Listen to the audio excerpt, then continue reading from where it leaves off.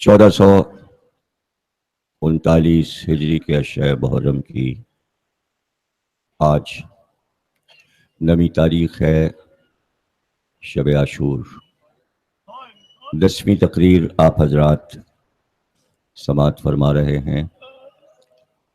11ویں تقریر کل شام غریبہ کی 9 بجے، پھر 12 بجے رات کو 12ویں تقریر شہدائے کربلا میں، اور پھر 13ویں تقریر 11 محرم کو اسی جگہ پر یوم زینب۔ دین و حکمت اور امامت پر ہم گفتگو کرتے رہے۔ ظاہر ہے کہ موضوع کو آگے جانا ہے۔ آج کی حد تک ہم امامت حسین تک پہنچے اور ہم گفتگو کریں گے۔ مولا کائنات کی امامت پہ گفتگو ہوئی، 7 تاریخ کو امام حسن کی امامت پہ گفتگو ہوئی۔ آج ہم امام حسین پر گفتگو کریں۔ 11 محرم سے ظاہر ہے کہ حسین آباد ملیر کا عشرہ شروع ہو جائے گا، اور پھر چوتھے امام سے امام مہدی تک کی امامت پر ہم وہاں گفتگو کریں گے۔ دین و حکمت، اللہ نے دین میں یہ حکمت رکھی کہ 50 ہجری تک امام حسن امام رہے۔ 50 ہجری سے 60 ہجری تک 10 سال امام حسین کی امامت کا عہد ہے، یعنی اللہ کی طرف سے زمین کے حاکم حسین ہیں۔ اللہ اپنا حاکم خود مقرر کرتا ہے، اور یہ بات اللہ نے صاف صاف کہہ دی کہ بندوں کے ماننے یا نہ ماننے سے ہمارا سلسلہ امامت ناقص نہیں ہوتا۔ اس کے ثبوت میں قرآن پکار رہا ہے کہ 1,24,000 انبیاء اللہ نے بھیجے، لیکن تمام انبیاء کو عوام نے نہیں مانا، تو اس کے معنی یہ نہیں کہ نظام الہی درہم ہو برہم ہو گیا۔ سب سے بڑی دلیل ہر انسان کے لیے یہ ہے کہ اللہ کا حاکم اس زمین پر موجود رہتا ہے، ایسے انسان اس کو مانے لیکن وہ حاکم اللہ کا رہتا ہے۔ اگر دنیا کے حاکم کو اکثریت مان لے تو اس کے معنی یہ نہیں ہے کہ حکومت اس حاکم کی ہے جسے عوام نے بنایا ہے۔ آج بھی آپ کو یہ کہنا پڑتا ہے کہ حکومت تو اللہ ہی کی ہے، چاہے منہ دیکھے کی بات کہہ رہے ہوں، مگر کہنا پڑتا ہے دینی معاملے میں کہ اس کائنات پہ حکومت تو اللہ کی ہے۔ تو بس یہ کافی ہے، اگر انسان یہ کہہ دے کہ اس دنیا پر حکومت اللہ کی ہے تو کافی ہے۔ اتنا کہہ دیا آپ نے، بہت بڑی بات ہے کہ عوام نے کہہ دیا۔ شیعہ، سنی، عیسائی، یہودی، ساری دنیا نے اگر یہ کہہ دیا، چند لوگوں نے بھی ان میں سے کہہ دیا حکومت تو اللہ ہی کی ہے، تو بس بہت بڑی بات ہے۔ ورنہ ہر ایک اپنے حاکم کو جانتا ہے، پہچانتا ہے، اور یہی دہراتا ہے ہمارے ملک کا صدر یہ ہے، وزیر اعظم یہ ہے، اور اسی سے ہمارے کام نکلتے ہیں۔ تو دنیا اور دین ساتھ ساتھ ہیں اور سامنے ہیں۔ دین کو کتنے لوگ مانتے ہیں اور دنیا کو کتنے مانتے ہیں، یہ کوئی ہمارے بتانے کی بات نہیں ہے، ہم سے بہتر آپ جانتے ہیں۔ اور سب کو پتا ہے کہ دنیا آپ کے پاس کتنی ہے اور ہمارے پاس کتنی ہے، اور دین آپ کے پاس کتنا ہے اور دین ہمارے پاس کتنا ہے، اور دنیا کے تمام عوام کے پاس دین کتنا ہے اور دنیا کتنی ہے۔ یہ ایسی باتیں ہیں کہ جو بچے بھی جانتے ہیں تو بڑوں کو کیا سمجھایا جائے۔ لیکن یہ طے ہے قرآنی اصولوں اور قانون کے مطابق کہ یہ پوری کائنات اللہ کی ہے، اور اس کائنات کی حکومت اللہ چلا رہا ہے۔ اللہ قرآن میں کہہ چکا کہ نبوت رسالت ہمارے منصب ہیں، ہم نمائندے بناتے ہیں، ہم بھیجتے ہیں، انسان مانے یا نہ مانے ہماری طرف سے حاکم وہی ہوتا ہے، اور تم جسے بناتے ہو ہم اس کو نہیں مانتے۔ عوام اللہ کے بنائے کو نہیں مانتے، اللہ عوام کے بنائے کو نہیں مانتا۔ اب جو اللہ کو مانتا ہے وہ یہ بات مانے گا۔ اب اگر علی غدیر سے لے کر 40 ہجری تک امام ہیں تو اللہ کی طرف سے ہیں، درمیان میں حاکم آتے رہے، آنے دیجئے، اللہ ان کو نہیں مانتا۔ اللہ علی کو ہی حاکم مان رہا ہے اس لیے کہ اس نے بنایا ہے۔ اس کے بعد 40 سے 50 ہجری تک امام حسن حاکم ہے۔ عوام مانے یا نہ مانے، مسلمان مانے یا نہ مانے، اللہ مان رہا ہے کہ حسن امام ہیں۔ اب 50 سے لے کر 60 ہجری تک شہادت حسین 61 محرم تک، یعنی 10 سال اور 10 دن حسین امام ہے۔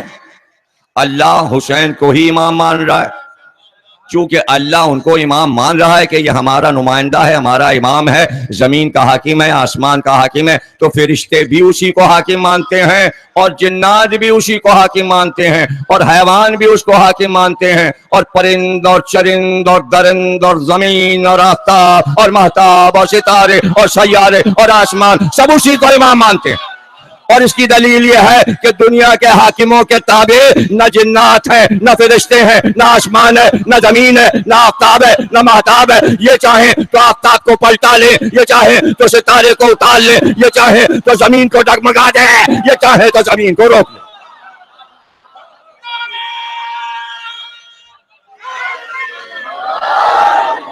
فرشتے بچپن میں انہی کو جھولا جھلائیں گے، فرشتے ان کے پاس آتے رہیں گے، جنات ان کے پاس آتے رہیں گے۔ دنیا کے حاکموں کے پاس فرشتے نہیں آتے، کے بنائے حاکموں کے پاس جنات نہیں آتے، حاکموں سے زمین باتیں نہیں کرتی، دنیا کے حاکموں کے اشارے پر آفتاب نہیں پلٹتا، دنیا کے حاکموں کے در پہ ستارہ نہیں اٹھتا، دنیا کے حاکموں کے کہنے سے چاند 2 ٹکڑے نہیں ہوتا۔ تو بس یہ پہچان ہے، بڑی بڑی باتیں بڑے بڑے لوگ مانتے ہیں، بڑی باتوں کو چھوٹے لوگ نہیں مانتے، اس لیے کہ چھوٹے لوگوں کے بڑی بات سمجھ میں ہی نہیں آتی۔ ہمارے سمجھ میں آتی ہے اس لیے ہم انہی باتوں کا اقرار کرتے ہیں، نسلیں ہماری گزر گئیں یہی کہتے کہتے، اور نہ بات کبھی بدلے گی، آنے والی نسلیں بھی یہی کہتی رہیں گی، تاریخ میں لکھ لیجئے، اس لیے کہ اس میں کوئی چینج نہیں آئے گا۔ سائنس کتنی بھی ترقی کر لے، جو آج ہم کہہ رہے ہیں وہی 200 سال کے بعد بھی کہا جائے گا، اس میں کوئی تبدیلی نہیں ہوگی، اس لیے کہ یہ قرآنی بیان ہے، یہ آسمانی بیان ہے۔ توریت نے بھی یہی کہا، انجیل نے بھی کہا، زبور نے بھی یہی کہا، چونکہ دنیا کا حاکم محدود ہوتا ہے، وہ ایک زمین کے چھوٹے سے خطے کا حاکم ہوتا ہے، لیکن جو اللہ کا بنایا ہوتا ہے اس کی دنیا لامحدود ہے، وہ عالمین کا بادشاہ ہے۔ اس لیے اگر کوئی اپنی دل کی آنکھوں سے دیکھ رہا ہے تو وہ پھر کہتا ہے شاہ ہست حسین، بادشاہ ہست حسین۔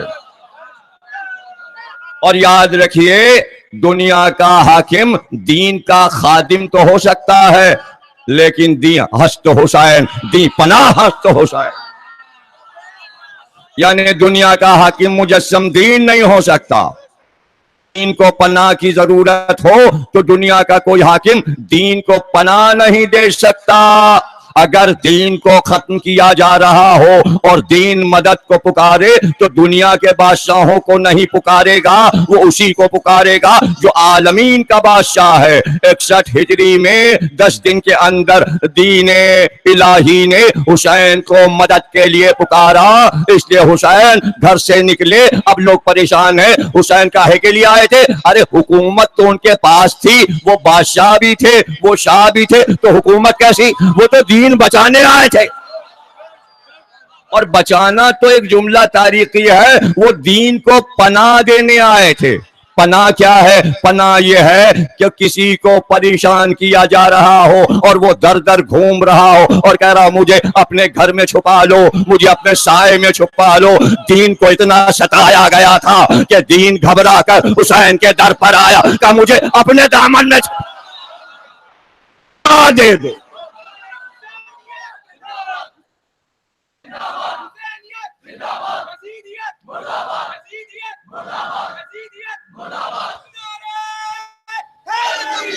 پناہ دے دو۔ حسین نے کہا اس طرح تجھے اپنی پناہ میں لے لوں گا کہ قیامت تک تو میری پناہ میں رہے گا اور حسینیت کی چھاؤں میں تیرا تحفظ میں کروں گا۔ حسین کا یہ وعدہ ہے جو آپ دیکھتے ہیں محرم میں۔ اب چھاؤں نہ چھوٹی ہوتی ہے نہ بڑی، اگر آپ چھاؤں کو چھوٹا کر دیں تو جو چیز چھاؤں میں ہے وہ بھی چھوٹی ہو جائے گی۔ اب کہاں آپ کے سمجھ میں آئے گی یہ بات؟ نہیں سمجھ پائیں گے آپ۔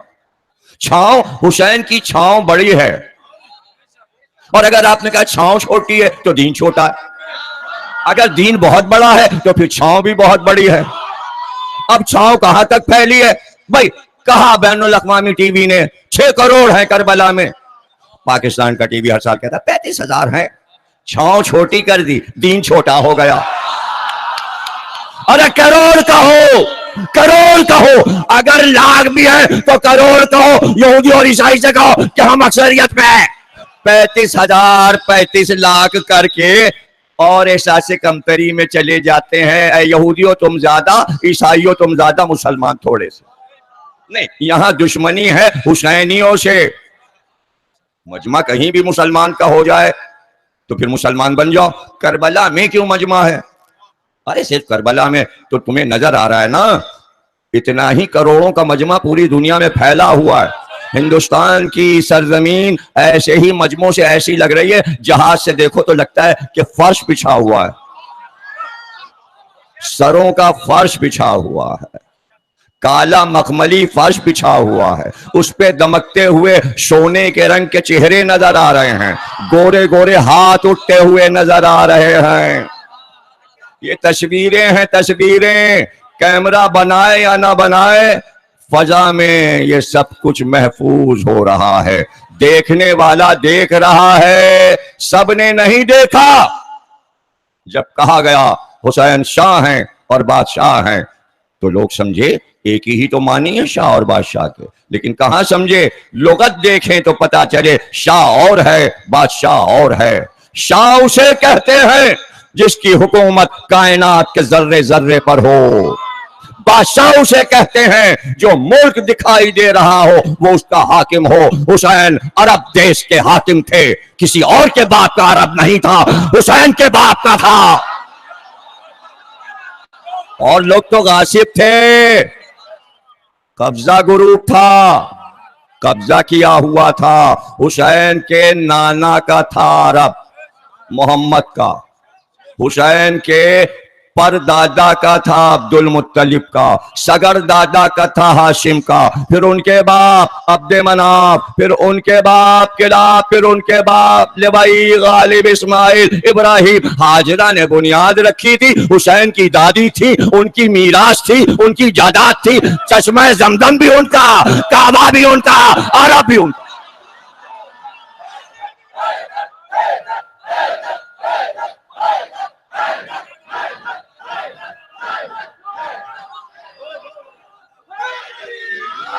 کیا دنیا میں کسی اور نے اس گھرانے کے علاوہ کسی نے کہا زمزم کا بیٹا میں ہوں، صفا کا بیٹا میں ہوں، مروہ کا بیٹا میں ہوں، میثاق کا بیٹا میں ہوں، کعبے کا بیٹا میں ہوں، رکن کا مقام کا بیٹا میں ہوں، مقام ابراہیم کا بیٹا میں ہوں؟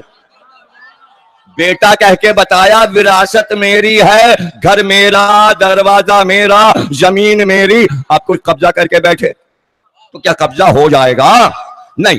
اگر پڑوسی ملک میں، کسی ملک میں کوئی حاکم ہے تو اگر اسے اسلامی حکومت میں ملا لیا گیا، شام کو، سیریا کو، جس کا جھگڑا اب تک مچا ہوا ہے، اس دن سے اب تک سیریا کا جھگڑا ہے، سیریا ہی کی وجہ سے جھگڑا تھا۔ یزید شام میں سیریا میں بیٹھا ہوا تھا، وہ پورے عرب کا بادشاہ نہیں تھا۔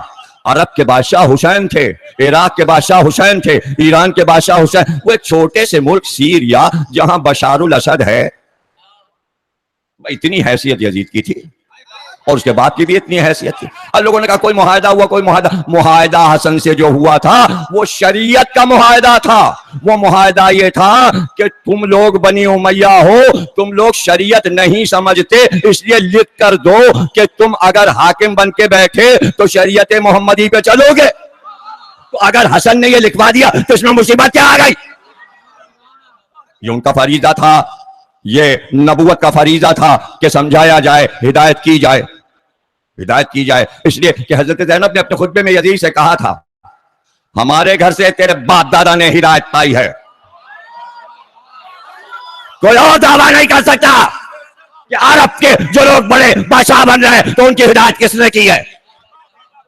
اور رہ گیا ممبر، اگر ممبر تخت ہے تو حسین نے یہ بھی کہا اتر میرے باپ کے ممبر سے. تو جواب یہی دیا بے شک یہ آپ کے باپ کا ممبر ہے، تو ممبر بھی حسین کا، اور اگر تخت ہے اسلام میں وہ بھی حسین کا، اور اگر زمین میراث ہے تو وہ بھی حسین کی، چاہے وہ مکہ ہو یا مدینہ ہو. حاکم حسین ہے، بادشاہ حسین ہے، یہ سب سمجھنا کوئی مشکل نہیں ہے. وہ کون سا قانون ہے جس کے تحت آپ کہتے ہیں کہ تاریخ میں کوئی بادشاہ بن گیا؟ آپ کی لکھی تاریخ ہے، ہم نہیں مانتے. کیوں مانے بھائی؟ ہم نہیں جانتے کسی مورخ کو، چند پنے ہی تو ہیں، کہیں لائبریری میں سڑ رہی ہے کتاب، ہوگا اس میں لکھا ہوگا، نہیں مانتے. ہم بس یہ مانتے ہیں کہ حسین بادشاہ تھے، حسین بادشاہ تھے، حسین بادشاہ ہیں. لیکن ساتھ میں انہوں نے کہا بادشاہ تو تھے، بادشاہ وہی تھے لیکن شاہ بھی تھے.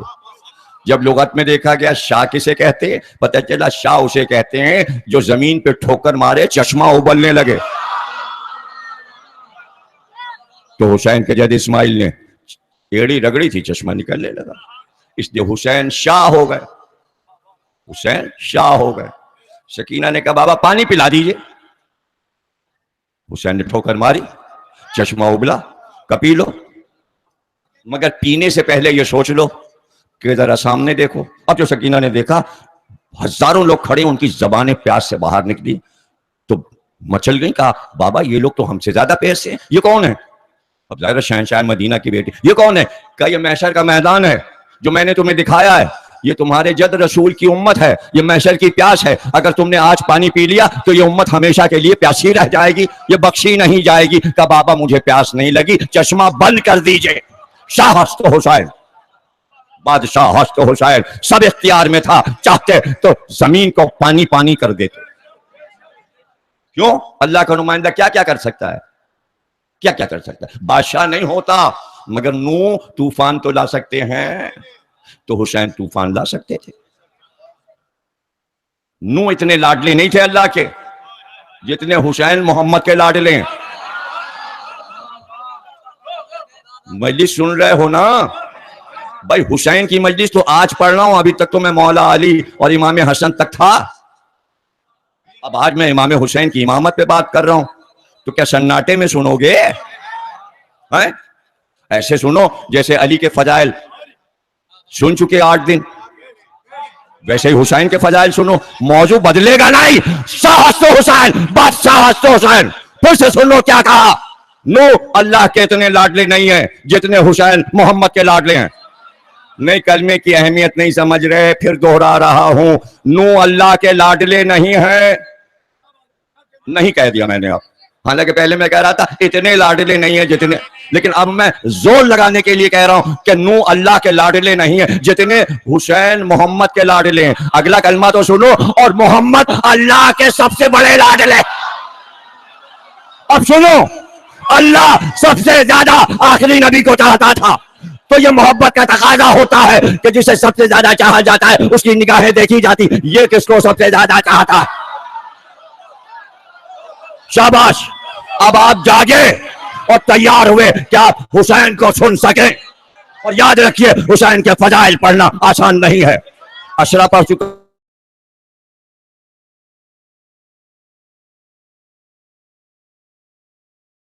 آپ کی نظر ہے اور اسے لے جائیے، بچوں کو یاد کرائیے جو امام حسین پہ تقریر کر رہا ہوں اور سمجھا رہا ہوں کہ تمام مسلمان بچہ بچہ سمجھے کہ حسین کیا تھے.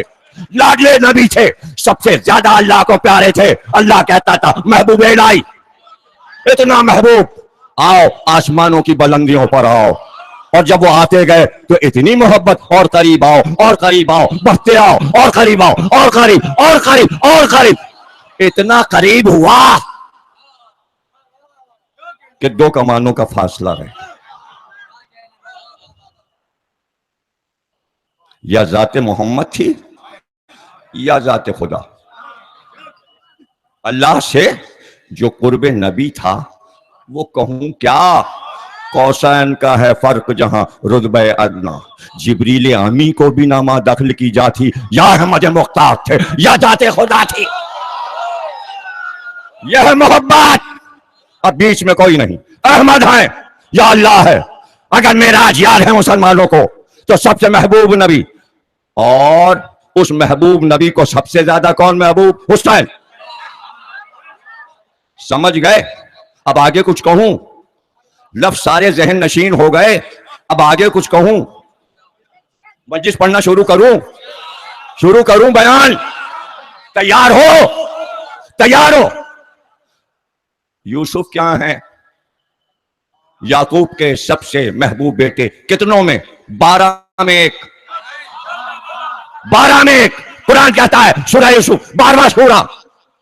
याकूब कितने इश्क़े यूसुफ में डूबे हुए थे। और याकूब कौन है? अल्लाह को प्यारे। मजलिस पढ़ रहा हूं, अब मैं नुक्ते और समझाने का वक्त नहीं है। मैं मजलिस पढ़ रहा हूं, बयान शुरू हो गया, एक एक जुमला गौर से सुनना नहीं है, ऐसे करके ना सुनिए, बोलते जाइए, समझ में आए या ना आए, बोलते जाइए। तकरीर शुरू हो चुकी है। कौन है याकूब? अल्लाह के प्यारे। 12 में एक याकूब को प्यारा यूसुफ। तो अब अल्लाह को यूसुफ कितना प्यारा होगा? इसलिए कि महबूब का बेटा सबसे प्यारा है। इतना प्यारा कि 7 बरस के यूसुफ हैं। 7 बरस के यूसुफ हैं। लिखने वालों ने खत लिखा हुसैन इब्ने रौह को, और खत में लिखा इमाम जमाना हजरत इमाम मेहदी अल अजल, आपका इमाम, जिंदा इमाम। खत लिखा हुसैन इब्ने रौह, इमाम से पूछ के बताओ, हमारा सवाल है। अब यहां से जितनी गुफ्तगू होगी सब इमाम जमाना के हवाले से होगी। कोई रावी नहीं, कोई किताब नहीं, सिर्फ उलमा का जिक्र है और इमाम मेहदी का जिक्र है और मजलिस इमाम हुसैन पर है। बहुत नाजुक दौर से हम गुजरते हुए आप तक आए हैं इस मौजू को लेकर। दीन और हिकमत और इमामत, जान लगा रहा हूं मैं मौजू को तमाम करते हुए इख्तितामी मंजिलों पर। आप मुझे थकाइएगा नहीं, हालांकि मैं थक चुका हूं, लेकिन मैं थकना नहीं चाहता, इसलिए कि मौजू को मैं इस नस्ल के हवाले करना चाहता हूं। यह खत है मेरा इमाम जमाना से, हुसैन इब्ने रौह, पूछ के बताओ हुसैन इब्ने रौह से मुलाकात इमाम की। खत दिया का यह आपके एक शिया का खत आया है, वो पूछना चाहता है। उसने ये पूछा है इस खत में कि याकूब अल्लाह के महबूब नबी थे और सबसे लाडले बेटे याकूब के यूसुफ थे। अल्लाह को यूसुफ इतने पसंद थे कि 7 साल की उम्र में याकूब के बेटों ने यूसुफ को कुएं में फेंक दिया। एक सौदागर ने डोल डाला कुएं में और उस डोल के साथ यूसुफ ऊपर आ गए। सौदागर खुश हो गया, ये बच्चा बहुत खूबसूरत है, चलो इसे बाजार में बेचेंगे। तमाम सौदागर यूसुफ को कैदी बनाकर लेकर चले, लेकिन जब आगे चलने लगे और जहां पड़ाव डाला सौदागरों ने, तो यूसुफ 7 साल के थे। मगर याद आ गया ये सामने कब्रिस्तान है और इस कब्रिस्तान में मेरी माँ की कब्र है। चुपके से नजर बचा के तमाम सौदागरों की नजर से बचते हुए कब्रिस्तान में पहुंचे और ढूंढ कर माँ की कब्र पे पहुंचे और एक बार रुखसार रखा और रुखसार रखकर कहा, माँ मुझ पर बड़ा जुल्म हुआ है, अम्मा मैं शिकायत करने आया हूं।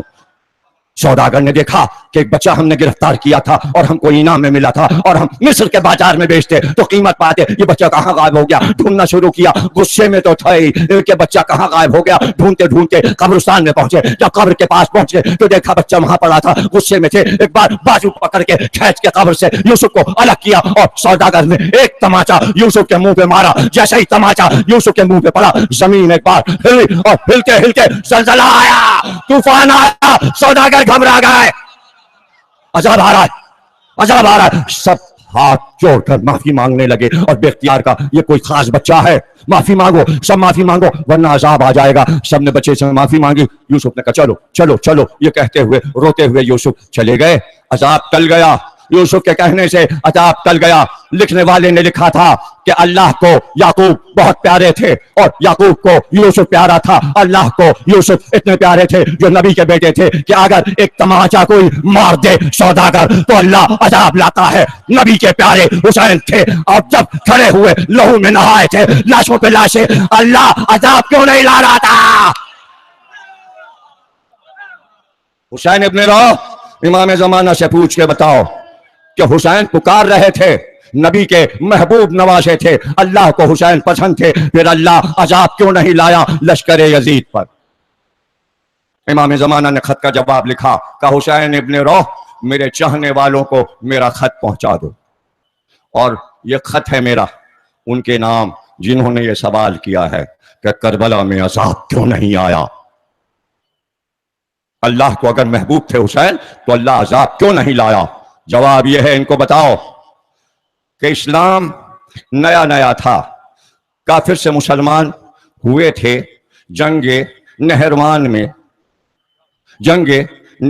میں علی نے کہا 13 بچیں گے ان کے، 13 مریں گے ہمارے۔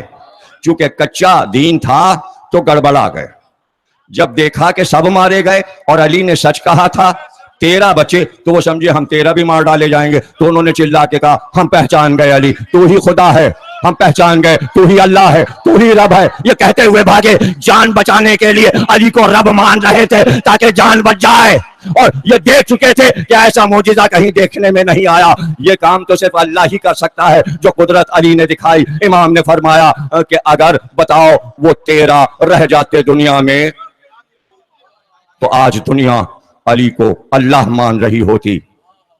علی نے ان سب کو قتل کروا دیا، مار دیا، اور توحید کا ڈنکا علی نے بجا دیا۔ اب یاد رکھو، اللہ ہر وقت عذاب نہیں لاتا اپنے بندوں کے لیے۔ اگر حسین صرف اشارہ کر دیتے پروردگار ان پر عذاب لیا تو علی اکبر بھی بچ جاتے، قاسم بھی بچ جاتے، اور محمد بھی بچ جاتے، ان پر عذاب آتا، سیلاب آتا۔ لشکر یزید جب دیکھتا کہ عذاب آ رہا ہے تو وہ سب چلا کر حسین کے پیروں سے لپٹ کر تو ہی خدا ہے، تو ہی خدا ہے۔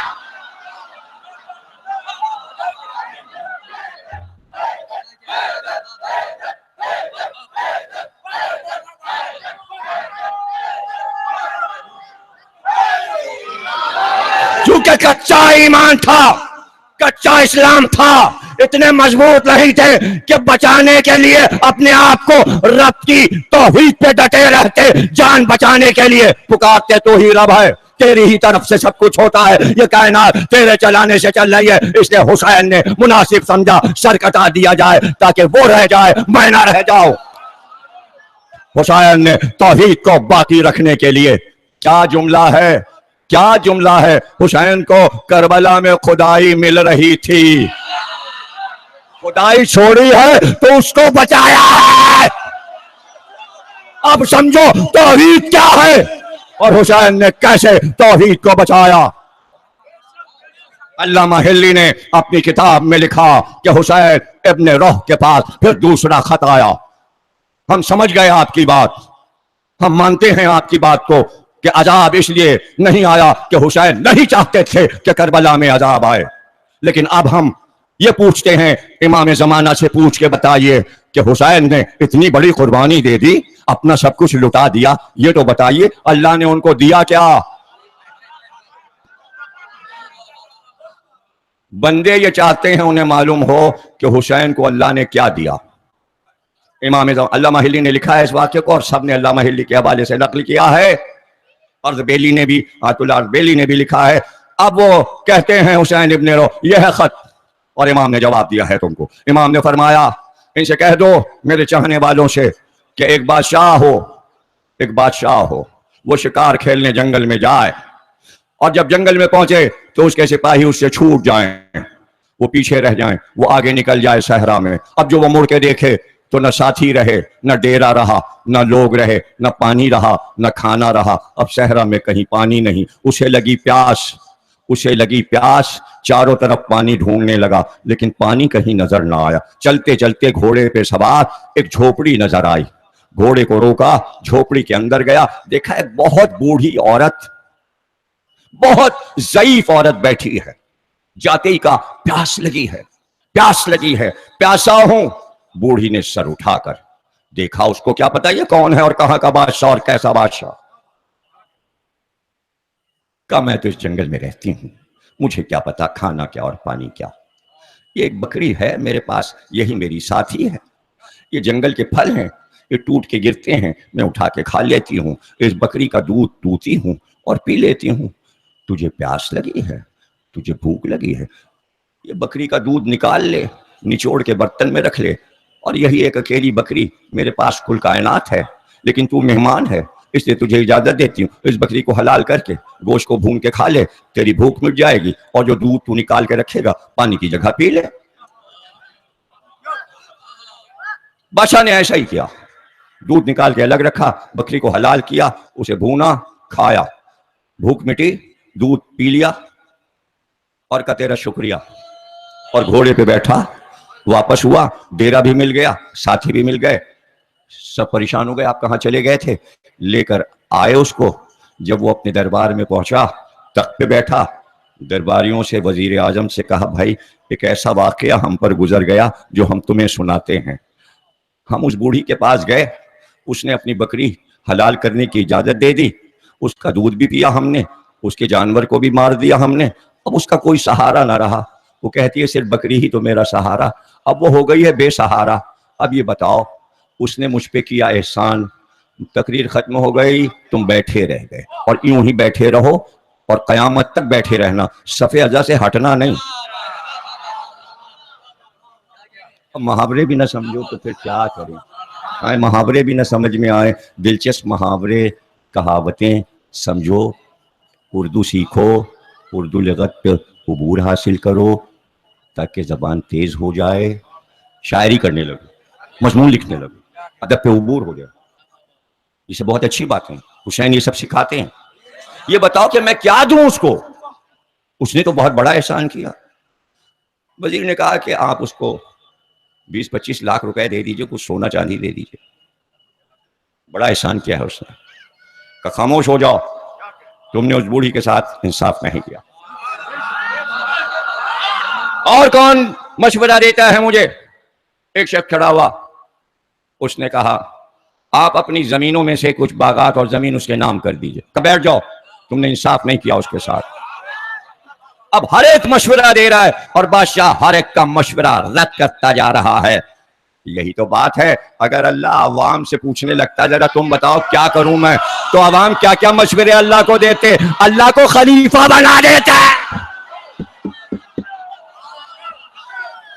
अल्लाह बंदों से मशवरा नहीं करता, उसकी मर्जी पे कायनात चल रही है। बादशाह बादशाह है लेकिन पूछ रहा है, उसने कहा सब बैठ जाओ, अब मैं फैसला करता हूं। और एक बार बादशाह ने फैसला किया और बादशाह ने कहा सुनो, उसकी कुल कायनात एक बकरी थी और उसके जरिए उसने हमें पानी भी दिया और खाना भी दिया, उसने अपनी कुल कायनात मुझ पर से लुटा दी। अब मेरे पास कुल कायनात मेरी सल्तनत है, मैं पूरी सल्तनत उसको देता हूं। इमाम जमाना ने फरमाया हुसैन इब्न लो जाकर दोषियों से, हुसैन ने कुल कायनात लुटा दी, अल्लाह कुल कायनात।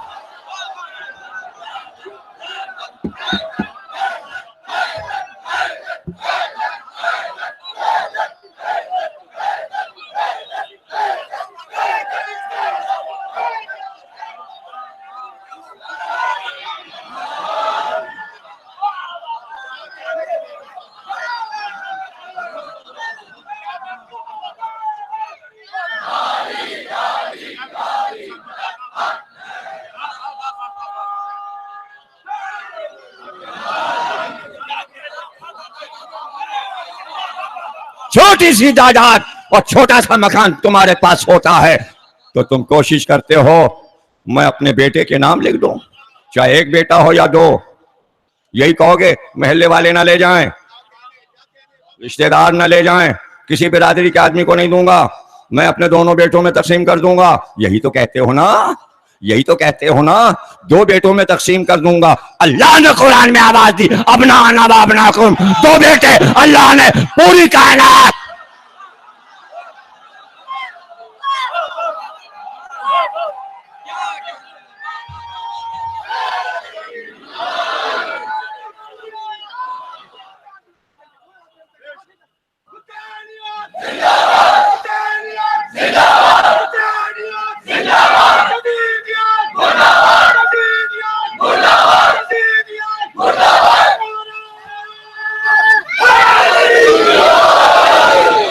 اعتراض ہے کسی کو؟ آئے بات کرے، آئے بات کرے۔ اب یہ تو میں نے نہیں کہا نا اپنی طرف سے اگر کوئی بڑھا لے کہ اللہ سب کچھ دے کر آل محمد کو ریٹائر ہو گیا، میں نے تو نہیں کہا نا۔ ایسا کہنا کفر ہے۔ ریٹائر کیوں ہو جائے؟ ارے کیوں ہو جائے؟ وہ بھی زندہ، آل محمد بھی زندہ، نہ اللہ مرے گا نہ آل محمد مریں گے۔ یہ تو قرآن کہہ رہا ہے نا، دنیا مرے گی اور مرتی رہے گی، اور مر جائے تو اچھا ہے۔ اللہ کو موت نہیں ہے، آل محمد کو موت نہیں ہے۔ اور کوئی کہ کل نفس ذائقۃ الموت، تو کہا کرو تمہارے لیے ہے، ہر نفس موت کا مزہ چکھے گا۔ تو کس کے لیے ہے یہ آیت؟ کس کے لیے ہے؟ کیا کہا نبی نے اور کیا کہا اللہ نے؟ نفسہ ابتغاء مرضات اللہ واللہ رؤوف بالعباد۔ شب ہجرت علی نے اپنا نفس اللہ کو دے دیا، اللہ نے مرضیاں دے دی۔ اب جب نفس اللہ نے لے لیا تو کیا اللہ اپنے نفس کو مار ڈالے گا؟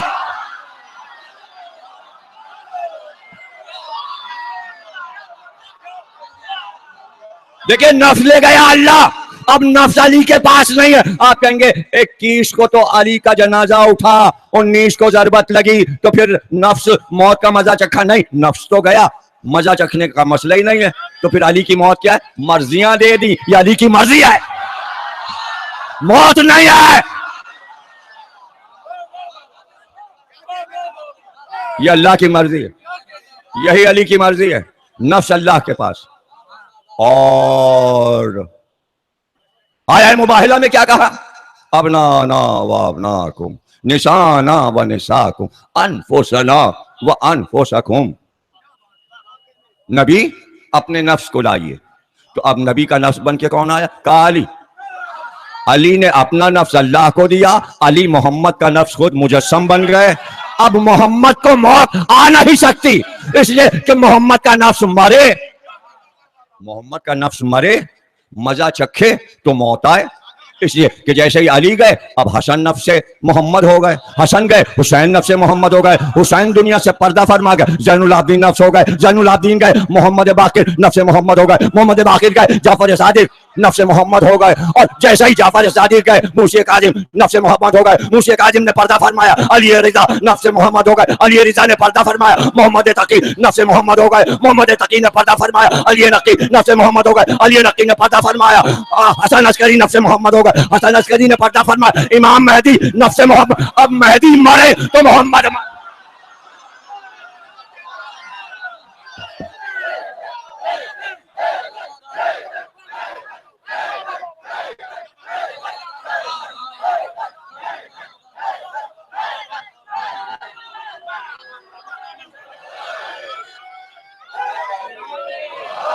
کل نفس تمہارے لیے ہے، تمہارے لیے۔ ہاں مر گئے دنیا والے تو مر گئے۔ حسین نے کہا میں بول رہا ہوں، میں بول رہا ہوں، میرا سر تلاوت کر رہا ہے نا، سب شہید زندہ ہیں۔ یہ آیت قرآن میں صرف حسین کی وجہ سے آئی کہ شہید زندہ ہے، ورنہ شہید تو بدر میں بھی ہوئے تھے، خندق میں بھی ہوئے تھے، احد میں بھی ہوئے تھے، خیبر میں بھی ہوئے، ارے ساری لڑائیوں میں ہوئے، تب تو نہ اعلان ہوا کہ یہ زندہ ہے۔ کسی کا سر نہ بولا، بولا تو حسین۔ تم سلامت رہو،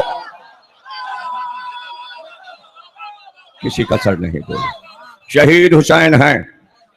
ہاں اب جو حسین کی راہ پہ چلتا ہے اور یہ والی موت پائے تو شہید ہے۔ حسین سے الگ کوئی، حسینیت سے الگ کوئی مسئلہ ہے تو وہ شہید نہیں کہلائے گا، نام رکھ لو اس کا شہید ہے۔ ہاں ہمارے دشمن مارے جائیں تو اخبار لکھتے شہید، اور ہم میں سے کوئی مر جائے ہلاک ہو گئے۔ ارے ہماری ہلاکت ہی تو شہادت ہے۔ تم آج تک شہادت اور ہلاکت میں فرق نہ جانے۔ ارے ہلاکت ہمارے پاس نہیں ہے، جہاں ہلاکت ہے وہیں رہے گی۔ اس لیے کہ 72 بار اگر کوئی علی سے کہے اگر علی نہ ہوتے تو ہلاک ہوگا۔ ہلاک وہ ہوتا ہے جو جاہل ہوتا ہے۔ پڑھا لکھا جس کے پاس علم ہوتا ہے وہ ہلاک نہیں ہوتا، وہ شہید ہوتا ہے۔ ہم ذکر حسین سے علم پھیلا رہے ہیں، اس لیے ہمارا کوئی بھی ہلاک نہیں ہوگا۔ علم والا ہلاک نہیں ہوتا، جاہل ہلاک ہوتا رہے گا، اور جو جہالت کی پخ کرے گا وہ ہلاک ہو جائے گا۔ اس لیے ضروری ہے کہ باب مدینۃ العلم پہ سر جھک جائے تاکہ شہر علم میں داخل ہو سکو اور شہر علم سے محبت کر سکو۔ لو ہو گئی تقریر 61 ہجری، 9 دن ایسے گزر گئے کہ پتہ ہی نہیں چلا، اور حسین کو 10ویں دن کا انتظار اتنا ہے کہ آپ کو معلوم ہے 6 محرم کو جب رات 6 محرم کی آئی، یعنی 7ویں دن کی رات آئی، تو حسین خیمے میں آئے اور ایک فرش بچھوایا، اور فرش بچھوا کر یہ کہا کہ جتنے میرے بچے ہیں، بھانجے، بھتیجے اور بھائی، سب میرے سامنے آ کر بیٹھ جائیں۔ عباس ان کے بھائی، علی اکبر، قاسم ان کے سب بھائی، مسلم کے بچے سب سامنے بیٹھ گئے۔ ایک طرف حسین، دوسری طرف سارے بنی ہاشم کے جوان، اور کہتے ہیں کہ پوری رات وہ بھی خاموش بیٹھے رہے، حسین بھی خاموش بیٹھے رہے، لیکن منظر یہ لکھا ہے جو چوتھے امام نے بتایا کہ میں نے اپنی آنکھ سے دیکھا کہ پوری رات روتے رہے، حسین کے آنسو گرتے رہے، حسین کے آنسوؤں پہ سارے جوانوں کے آنسو ٹپ ٹپ۔ نہ حسین کچھ بولے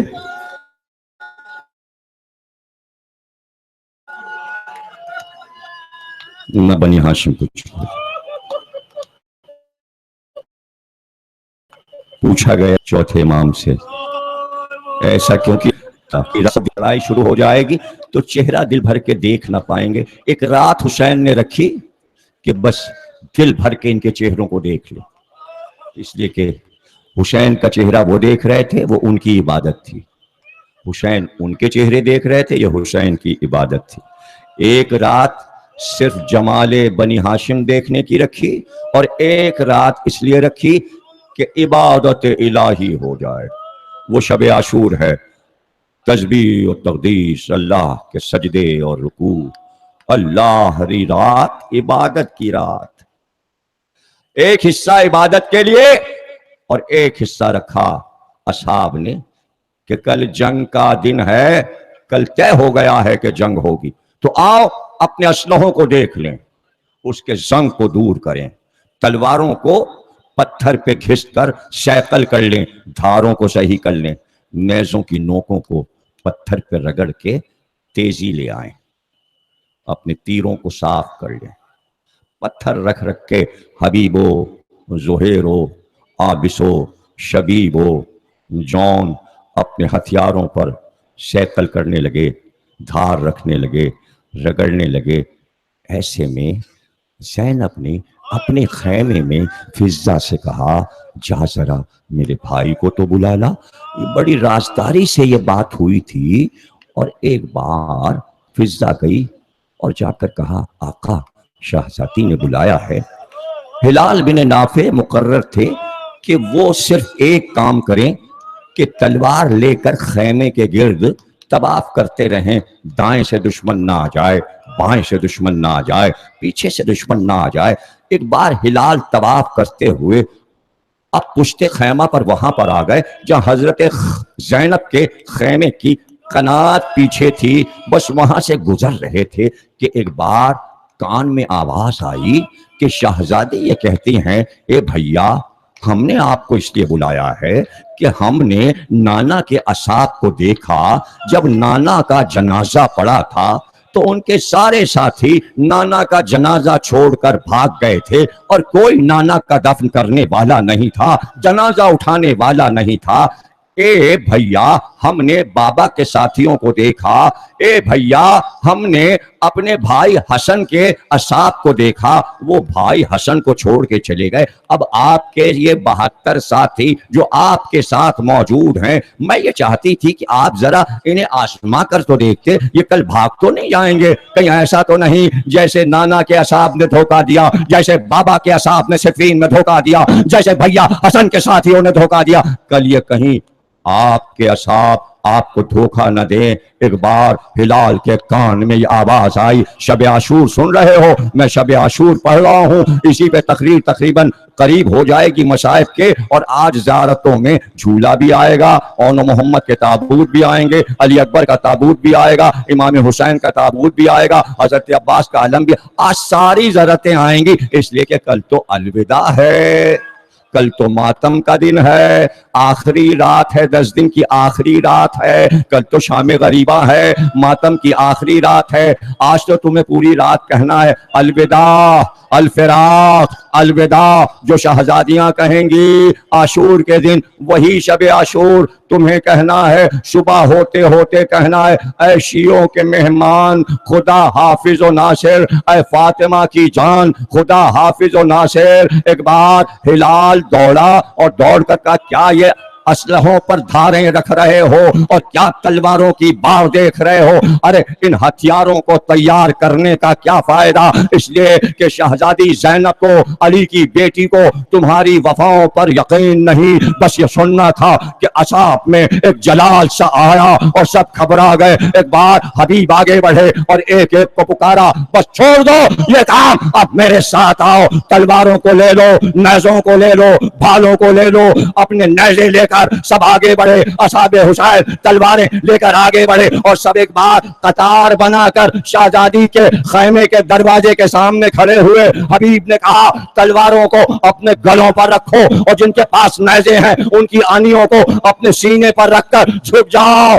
سب نے اپنے نیزے سینوں سے لگائے اور زمین سے نیزوں کو ٹکا دیا اور چھپ گئے، تلواروں کو اپنے گلے پہ رکھا، اور اس کے بعد حبیب نے آواز دی، فضا جا کر فاطمہ اور علی کی بیٹی سے کہہ دے کہ ہم نے اپنے گلوں پر تلواریں رکھ لی ہیں، سینوں پر نیزے، آپ حکم دیجئے نیزے سینے کے پار ہو جائے، تلواریں گلوں پہ چل جائے، ابھی سر تڑپتے نظر آئے۔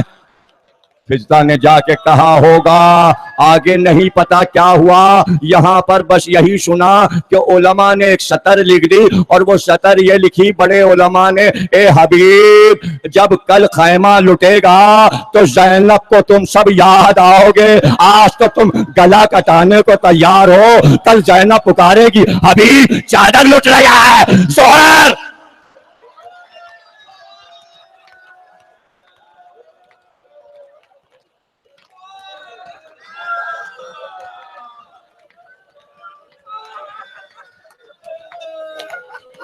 عاشور کی شب، پوری روایت عاشور کی شب کی میرے چوتھے آقا علی ابن الحسین نے سنائی۔ فرماتے ہیں کہ میں اپنے خیمے میں بیمار پڑا تھا، میرے کانوں میں آواز آئی کہ تقریریں ہو رہی ہیں، حسین کے خیمے میں سب اصحاب جمع ہیں۔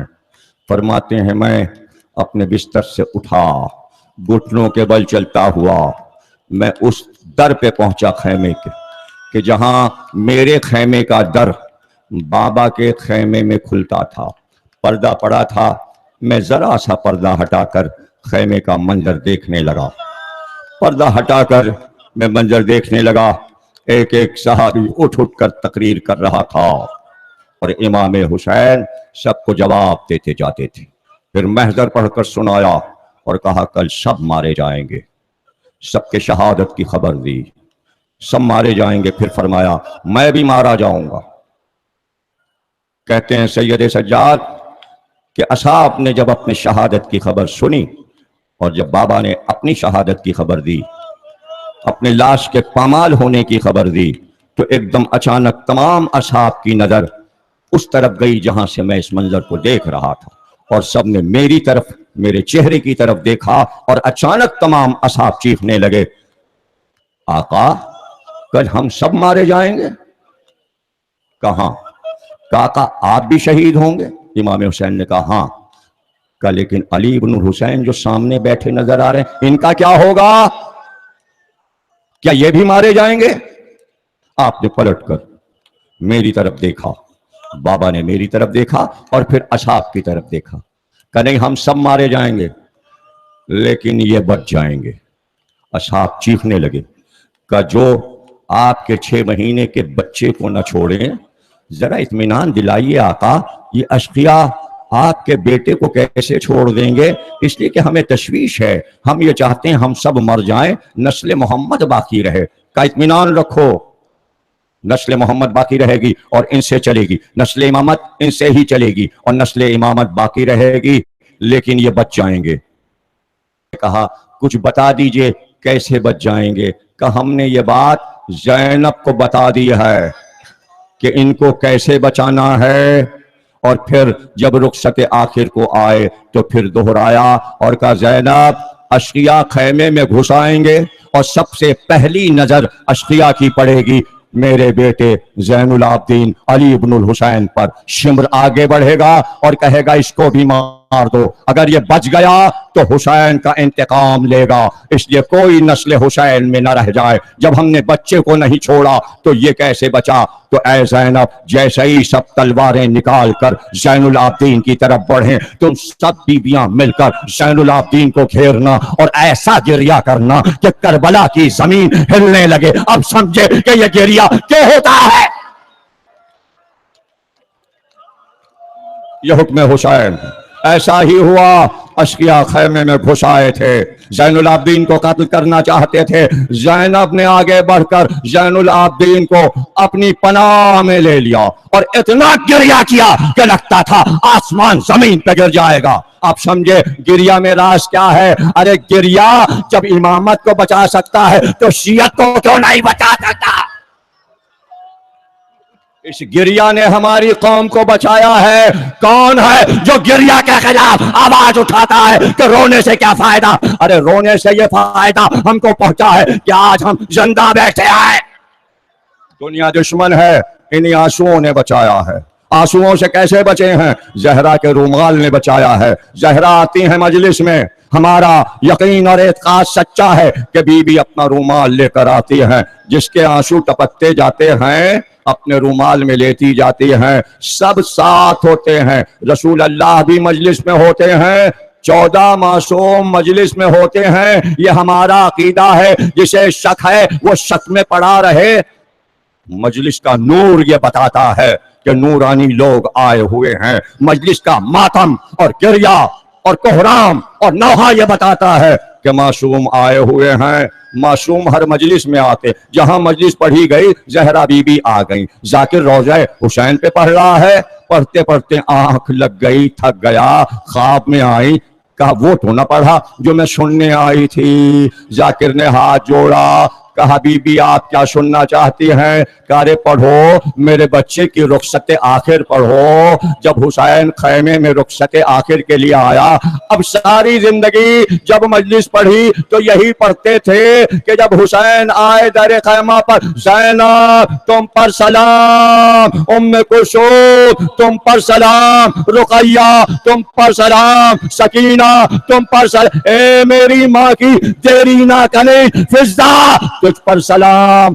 ہاتھ بڑھا کر زینب نے بازو تھاما، کہ بھیا کیا باہر سے چلے جاؤ گے، اندر نہیں آؤ گے؟ ہاتھ تھام کر زینب بھائی کو خیمے میں لائی اور کہا یہ مسند میں نے بچھا دی، اس پر بیٹھ جائیے۔ حسین مسند پہ بیٹھ گئے اور اس کے بعد بہن 7 بار بھائی کے گرد پھری اور اس کے بعد سامنے آئی اور کہا ذرا اپنی گردن اٹھائیے، چہرہ اٹھائیے۔ حسین نے چہرہ اٹھایا، زینب نے جھک کر گلے پہ 7 بار بوسے لیے۔ حسین نے کہا زینب یہ کیا؟ کہا اماں جب دنیا سے جا رہی تھی تو کہا تھا زینب جب رخصت آخر کے لیے آئے تو ماں کی طرف سے حسین کا گلا چوم لینا، جہاں خنجر چلے گا حسین اٹھ کر کھڑے ہو گئے، کہا اب اس مسند پر زینب تم بیٹھو۔ جب بہن کو بٹھا دیا، کہا بازو سے چادر ہٹاؤ۔ جھک کر حسین نے 7 بار زینب کے بازو چومے۔ بہن نے کہا بھیا یہ کیا؟ کہا ماں نے کہا تھا جب رخصت آخر کو آنا تو زینب کے بازوؤں پر ماں کی طرف سے بوسہ دینا۔ ارے انہی بازوؤں میں رسی والے ماتم، گریا، قیامت، کوہرام، الوداع۔ حسین بیویاں کھڑی ہوئی، کہ ہم سب 2 رویا کھڑے ہو جائیں، درمیان سے آپ گزریے۔ بیویوں نے سر کے بال کھولے، دونوں طرف بیویاں کھڑی ہوئی، بیچ سے حسین جب چلے لگتا تھا درمیان سے ایک جنازہ جا رہا ہے، اور ہر بیوی بس یہ کہتی جاتی تھی الفراق الوداع، الفراق یا حسین، الوداع الفراق یا حسین، الوداع۔ اس طرح حسین در خیمہ تک آئے۔ کیسے بہن نے بھائی کو رخصت کیا، پردہ فضہ نے اٹھایا، آفتاب امامت باہر آیا، کربلا میں نور پھیلا۔ باہر آ کر ایک بار دائیں دیکھا اور بائیں دیکھا، ہے کوئی میری سواری کا لانے والا؟ لیکن کوئی جواب نہ ملا، کوئی جواب نہ ملا۔ ذوالجناح خود ہی سر کو جھکائے ہوئے چلتا ہوا درے خیمہ تک آیا، اور حسین کے سامنے گردن جھکا کے رک گیا۔ جب گھوڑا قریب آ گیا، رکاب کے قریب آئے۔ جب کبھی بھی گھوڑا قریب آتا تھا تو عباس کبھی رکاب تھامتے، کبھی علی اکبر لجام اور رکاب کو تھام کر بابا کو سوار کرتے۔ آج حسین دائیں بائیں دیکھ رہے تھے، پھر پکارا ہے کوئی جو مجھے رکاب تھام کر گھوڑے پہ سوار کرے۔ ایک بار خیمے کا پردہ اٹھا، بلند قامت بی بی چادر اوڑھے، چہرے پہ نقاب ڈالے، یہ کہتی ہوئی حسین ماں جائی سوار کرے گی۔ علی کی بہادر بیٹی نے گھوڑے کی رکاب کو تھاما، حسین کا بازو پکڑ کے سوار کیا۔ یہاں پہ مجلس پرانے ذاکر ختم کر دیتے تھے، اس لیے کہ بس یہی بیان آخر ہے مصائب کا، اس کے آگے نہیں پڑھتے تھے، اس لیے کہ زینب بھائی کو سوار کیا، حسین نے گھوڑے کو بڑھایا، کچھ دور گھوڑے بڑھا تھا گھوڑا کہ چلتے چلتے رک گیا۔ اسپِ وفادار آگے کیوں نہیں بڑھتا؟ گردن سے اشارہ کیا، حسین نے جھک کر دیکھا تو گھوڑے کے سموں سے سکینہ بی بی لپٹی ہوئی کہہ رہی تھی اے بابا کے رہبر، بابا کو نہ لے جا، بابا کو نہ لے جا۔ حسین گھوڑے سے پھر اتر آئے، سکینہ کو گود میں اٹھایا کہ سکینہ بی بی ماں کے پاس گود میں جاؤ، پھوپھی کے پاس جاؤ۔ اے سکینہ بی بی کیوں آئی ہو، کیوں راستہ روکتی ہو؟ ارے سنو سکینہ، جب تم پیدا نہیں ہوئی تھی تو میں روزانہ نماز شب پڑھ کر اللہ کی بارگاہ میں دعا مانگتا تھا، اللہ مجھ کو ایک ایسی بیٹی دے دے جس کو میں بہت چاہوں، وہ بیٹی مجھ کو چاہے، لیکن جب تو میرا امتحان لینا چاہے تو اسی بیٹی کے ذریعے میرا امتحان لے۔ اے سکینہ تم میرا امتحان ہو، اے سکینہ مجھے جانے دو، شاید میں تمہارے لیے تھوڑا سا پانی لا سکوں۔ سکینہ نے کہا بابا اب پانی کا نام نہ لیجئے، چچا عباس بھی یہی وعدہ کر کے گئے تھے۔ کیسے زینب نے حسین کے گود سے سکینہ کو لیا، کیسے حسین گھوڑے پر بیٹھے میدان جنگ میں آئے اور ایک بار آواز دی حل من ناصر ینصرنا، ہے کوئی ناصر، ہے کوئی مدد کرنے والا، لیکن جواب نہ ملا۔ پھر آواز دی ہے کوئی میرا ناصر، جواب نہ ملا۔ تو اب کہا آئینہ آئینہ حبیب ابن مظاہر، زہیر قائد، مسلم ابن، ارے تم سب کہاں ہو، تمہیں کیا ہو گیا؟ حسین حسین پکار رہا ہے اور تم بولتے نہیں. پھر اس کے بعد کہا ارے کیا ہو گیا علی اکبر کہاں ہو, ارے عباس کہاں ہو. جیسا ہی یہ کہا جلتی ریتی پر لاشیں تڑپنے لگے اور گردنوں سے آواز آئی لبیک یا حسین لبیک. اور ایک بار فرات کی طرف نظر گئی, عباس کا لاشا اٹھا چلنے لگا لبیک لبیک. حسین نے کہا عباس سو جاؤ, آرام آرام. اٹھنا محشر کو عباس عباس آرام کرو. سناٹا ہو گیا. ایک بار پھر آواز تھی حل من ناصرن, ہے کوئی ناصر. ایک بار پہلو سے آواز آئی بیٹا اگر تو چاہتا ہے تو ماں حاضر ہے مدد کرے. ایک بار پکارا اماں آپ آ گئی.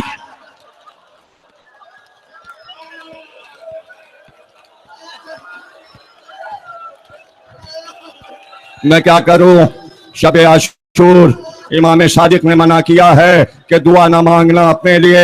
امام صادق نے منع کیا دنیا کی کوئی بات نہ کرنا, ہاتھ نہ ملانا, مصافحہ نہ کرنا, سلام نہ کرنا. شب عاشور سب منع ہے. مفاتیح الجنان میں لکھا ہے آداب شب عاشور پڑھ لو, بس صرف یہ خاک اڑاتے رہو. امام باڑوں میں جاؤ اور مومن کو جب دیکھے بس اتنا کہے ہائے حسین. ایک مومن دوسرے مومن کو تعزیت ادا کرے.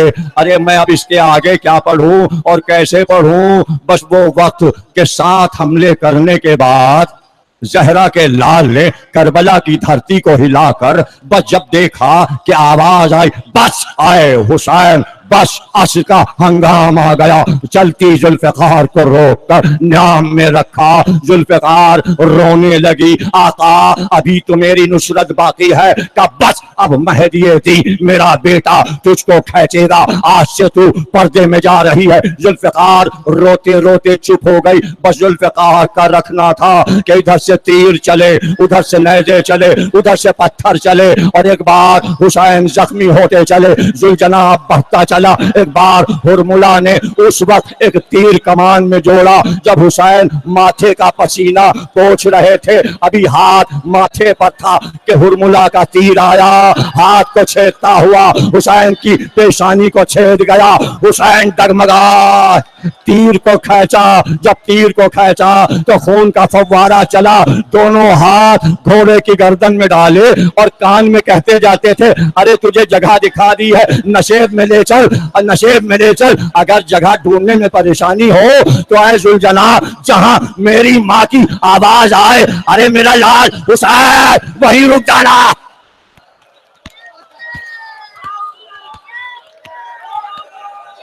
بس سمجھ لیں یہی عاشور کی مجلس ہے.